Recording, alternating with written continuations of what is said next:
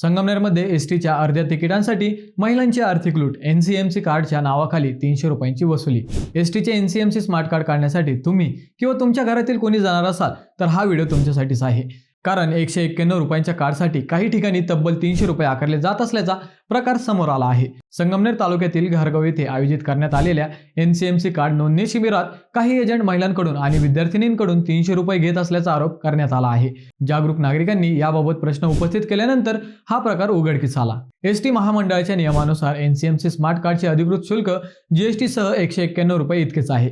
हे कार्ड जवळच्या एसटी आगारात किंवा शासनाने अधिकृत केलेल्या केंद्रांवर उपलब्ध आहे. निर्धारित शुल्कापेक्षा जास्त पैसे घेणे नियमबाह्य असून अशा एजंटांवर कारवाईची तरतूद आहे. संगमनेर आगार व्यवस्थापकांनी प्रवाशांना अनधिकृत शिबिरांपासून सावध राहण्याचे आवाहन केले आहे.